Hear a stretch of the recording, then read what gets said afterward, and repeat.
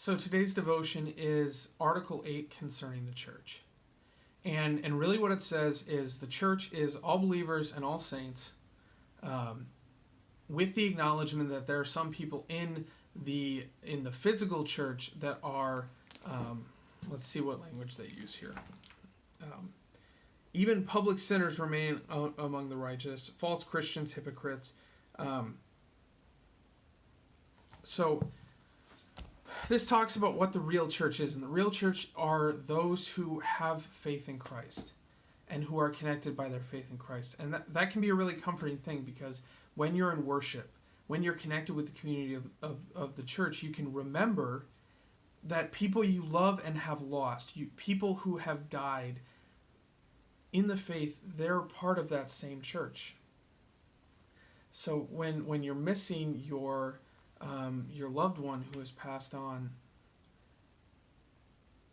you're connected with them when you're connected with the church, when you're in worship, when you're taking communion, when you're celebrating all that Christ has done for you. Remember that they're part of that church too, even though they're not sitting next to you anymore.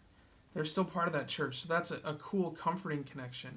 But then it also acknowledges this reality that sometimes in the church we have people who are there for alternate reasons. People who are there because it helps them make the right social connection, or because there's some practical value to it for them. And we recognize that, and there's a danger there. So this is kind of a bit of a tangent, but in Revelation John warns us about being lukewarm in the faith. And because when you're hot in the faith, right, when you have that faith, when you're connected to the faith, you're good, because it is that faith that saves. And if you're cold in the faith, then those who are in the faith know that they need to witness to you, that they need to connect you to the faith. The danger of being lukewarm, and this is what I would say someone who is in the church but doesn't actually have faith, is that it's not entirely obvious that you need to be witnessed to. And that's dangerous, because you are outside the faith, you do not have the faith, but no one knows you need help in that way.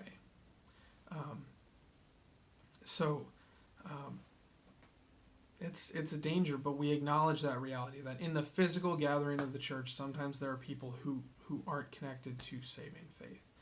So that's a little bit of what is the church. You see, in a perfect world, it looks like this, where this is a Venn diagram. This circle is the church that meets together on Sundays, in our case, in the auditorium of Rondo School of Discovery, and this circle is also all those who are believing in the faith. This is kind of just a theoretical, here's the church that meets together on Sunday, here's the church, and here are the people who are in both, but there are some people in the church, the big church, who for whatever reason can't be part of the physical assembly. Maybe they're homebound, maybe they live in a place where they just physically can't get to church, whatever the reason is. Side note, just because you think you're good, I don't need church, I have faith in Christ, that's enough. Get to church. You're called to be part of that community. Okay? But then on the other side, you have people who show up on that Sunday morning who are there but maybe aren't in the faith. And that's kind of a conception of that. But in reality, that probably looks more like this.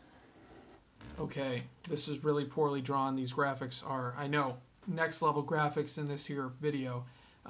But the big circle is the church, and the little and the other circle is, they were supposed to be the same size. I just am bad at drawing, apparently.